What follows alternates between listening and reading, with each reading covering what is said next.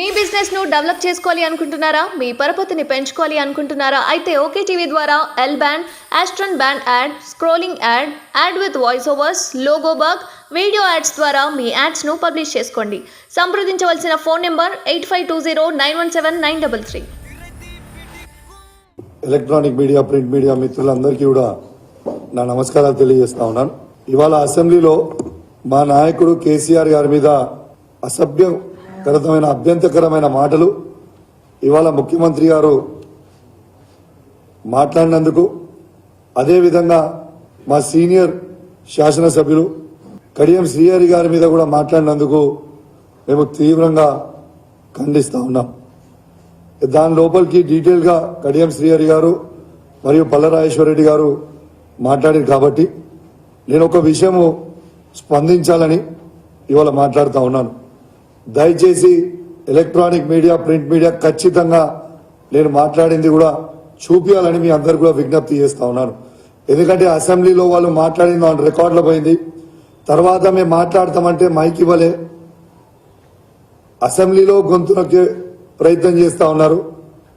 Assembly బయట media పాయింట్లో మాట్లాడదామంటే ఆడ కూడా గొంతు నొక్కే ప్రయత్నం చేస్తా ఉన్నారు. కాబట్టి ఇవాళ తెలంగాణ భవన్ లో ప్రెస్ మీట్ పెట్టి మరి ఇవాళ చెప్తా ఉన్నాం. దయచేసి ఎలక్ట్రానిక్ మీడియా, ప్రింట్ మీడియా అందరు కూడా చూపించాలి, రాయాలి. ఇవాళ పొన్నం ప్రభాకర్ గారు నా మీద అసెంబ్లీలో మాట్లాడిండు. నా సతీమణి, నా బిడ్డని చేపట్టి నేను గెలిచిన అని మాట్లాడిండు. ఎస్, నా సతీమణి, నా బిడ్డ ఇద్దరు నేను గెలవాలి అని ప్రచారం బరాబర్ చేసిండ్రు, బరాబర్ కోరుకున్నారు. కానీ నీలా కాదుగా, నీ చరిత్రలా కాదు కదా పొన్నం. నీ సతీమణి నువ్వు 2018 కరీంనగర్ అసెంబ్లీ క్యాండిడేట్ గా పోటీ చేస్తున్నప్పుడు ఎన్నికల సమయంలో నువ్వు ఓడిపోవాలని నీ సతీమణి మీ ఇంట్లో ఆత్మహత్య ప్రయత్నం చేసింది. ఇది నిజమా కాదా? ఇవాళ నువ్వు నా మీద అనేకంటే ముందు ఒక ఏళ్ళు చూపించే ముందు మళ్ళా 4 ఏళ్లు నాకు చూపిస్తున్నాయి అనేది నువ్వు ఆలోచించాల్సిన అవసరం ఉన్నది. అదే విధంగా నువ్వు పదే పదే నా గురించి మాట్లాడుతున్నావు. నీ చరిత్ర, నా చరిత్ర 2 నిమిషాల్లో చెప్తా నీకు. నీలాగా నక్కలాగా కొట్లాడి నేను గెలవలే. కేసీఆర్ గారి నాయకత్వంలో సింహంలాగా గర్జించి హుజరాబాద్ లో మళ్ళా బీఆర్ఎస్ పార్టీ జెండా ఎగిరేసిన.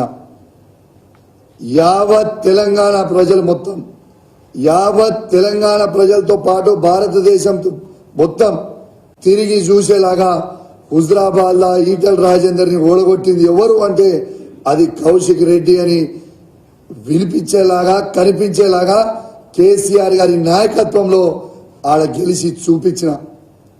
కానీ నీలాగా నక్కలాగా ప్రవీణ్ రెడ్డి గారు మొత్తము అంతా ఏకం చేసుకున్న తర్వాత ఆయన సీటు గుంజుకొని పోయి నక్కలక్క పోయి హుస్నాబాద్ లో నువ్వు నిలబడి గెలవచ్చు.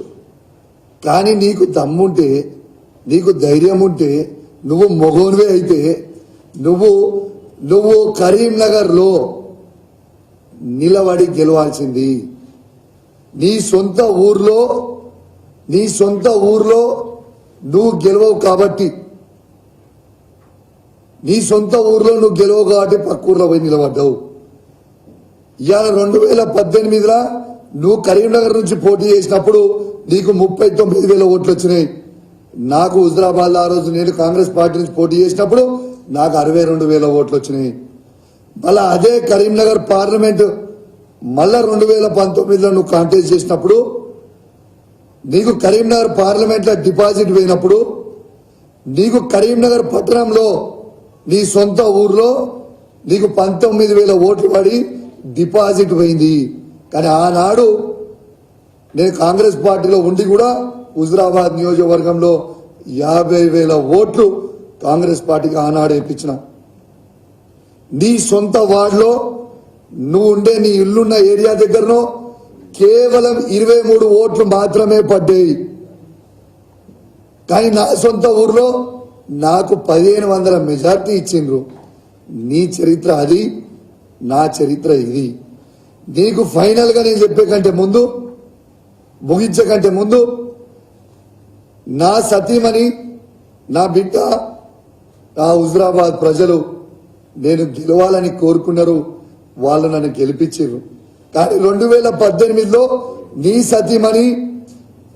సతీమణి కరీంనగర్ ప్రజలు నువ్వు ఓడిపోవాలని కోరుకుర్రు, ఓడించిండ్రు.